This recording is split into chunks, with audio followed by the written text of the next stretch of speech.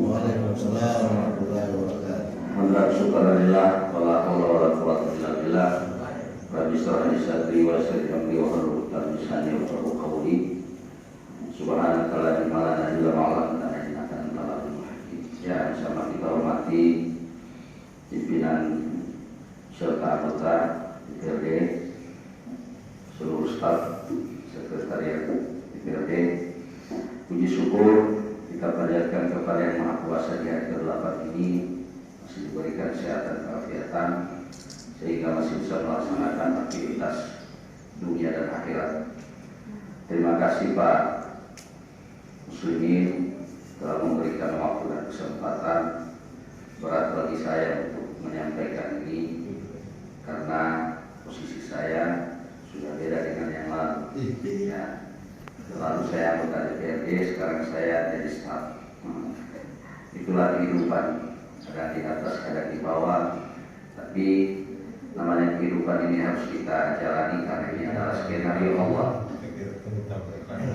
Skenario Allah yang Allah berikan, yang harus kita syukuri apapun bentuk pemberian Allah.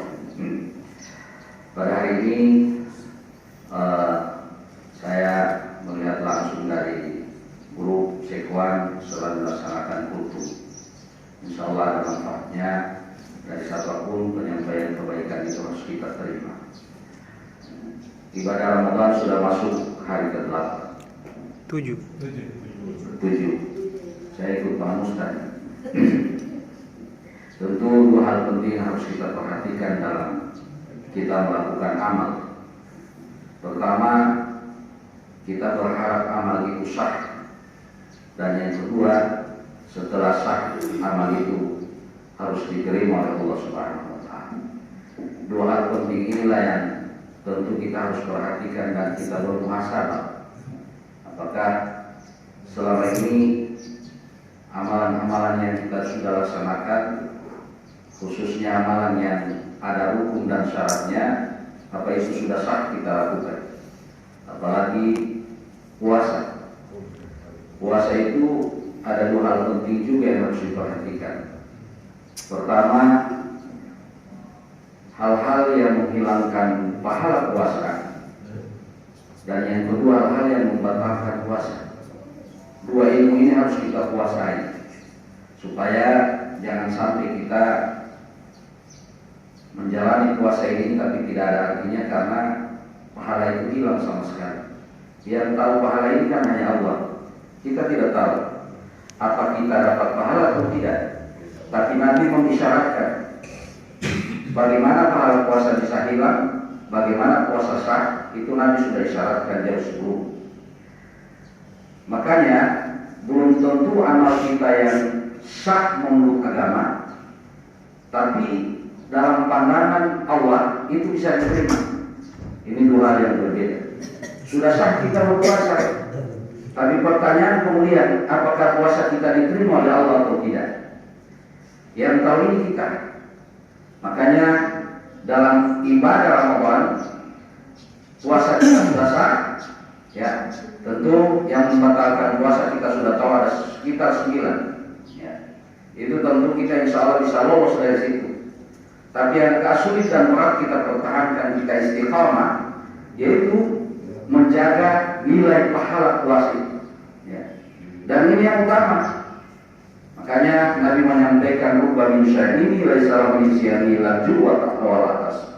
Banyak kita berpuasa, tapi Nabi sudah wanti-wanti puasanya itu hanya lapar dan dahaga saja yang dia tahan, tidak mendapatkan apa-apa. Makanya teman-teman sekalian, pada hari ini saya ingin menegaskan, sah mungkin pahala kita puasa, tapi yang jadi pertanyaannya apakah puasa diterima oleh Allah? Ini dua hal yang berbeda. Tentu kita sudah tahu di setiap tausiah Ramadan ini selalu mengingatkan ada 5 hal penting yang harus kita jaga dalam berpuasa ini.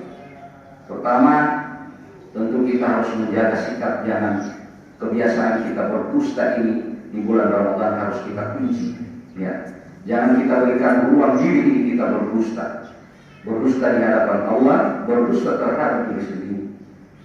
Yang kedua, kita harus menahan mulut lidah kita ini untuk tidak pernah menceritakan hal-hal yang buruk tentang orang lain. Tapi yang harus kita ceritakan yaitu keburukan kita di hadapan Allah.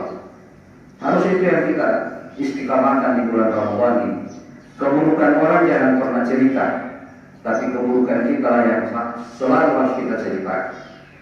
Yang ketiga, ini yang menghilangkan pahala puasa, yang nyata-nyata puasa tidak ada nilai di hadapan Allah. Ini ada orang-orang yang suka membuat orang lain tidak berdamai hidupnya. Dia ingin berdamai terhadap dirinya, tapi dia tidak suka melihat orang-orang berdamai di sekitarnya. Itu namanya provokator. Ini bahaya. Ini suka membuat orang lain bisa berperang, bisa bermusuhan, karena dia tidak nyaman melihat di sekitarnya ada orang yang chemistry yang baik hubungannya, dia tidak suka.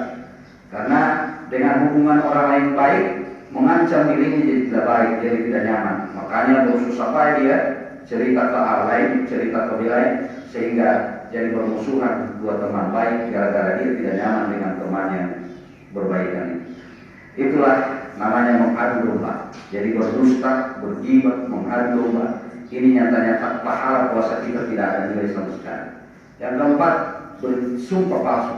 Ya, ini bersumpah palsu ini jadi kebiasaan kita. Nama Allah, wallah, billah, demi Allah, demi Rasulullah, untuk meyakinkan orang lain supaya lebih percaya kepada kita. Yang padahal semua sumpah-sumpah yang mengatasnamakan Allah itu cuma karena kita citra kita baik di hadapan orang lain, sehingga kita berani bersumpah di hadapan yang lainnya kita seolah orang jujur, padahal itu tidak jujur. Ini yang harus kita perhatikan, dan tentu kehidupan ini harus kita jadikan bulan Ramadan ini sebagai bulan di mana kita belajar di dalamnya. Rasulullah menyampaikan Rajab itu miliknya Allah, Syaban itu milikku, Ramadan itu adalah miliknya Allah. Makanya Allah mendidik kita. Apa maksud Allah? Supaya tujuan terakhir setelah Ramadan ini kita menjadi orang bertakwa. Allah tahu kita ini terlalu banyak dosa. Sampai tidak ada dosa, kita semua ini, ya, dari presiden sampai kelurahan punya dosa semua, apalagi masyarakat punya dosa.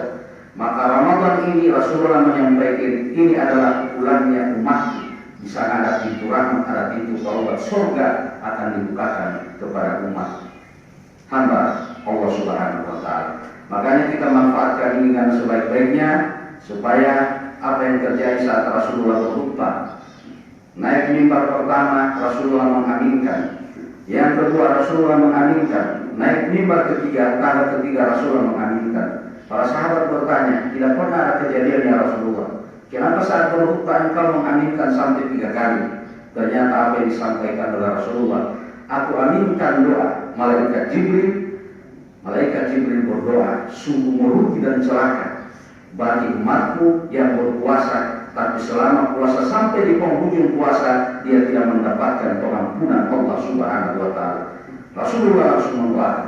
Ternyata klaim-klaim kekhawatiran ini bukan hanya dari Rasulullah, klaim-klaim ini ternyata malaikat juga mengingatkan kepada Rasulullah terhadap kita semua bahwa celaka dan merugilah setiap siapa yang melaksanakan puasa, tapi setelah sampai di akhir puasa tidak mendapatkan pengampunan dari Allah Subhanahu wa Ta'ala. Itu artinya berpuasa tidak hanya sekedar menahan lapar dan haus, tapi harus kita puasakan batin ini, kita puasakan zahir dan batin kita. Semoga insya Allah selain puasa kita sah, juga puasa kita akan diterima oleh Allah Subhanahu wa Ta'ala. Wassalamualaikum warahmatullahi wabarakatuh.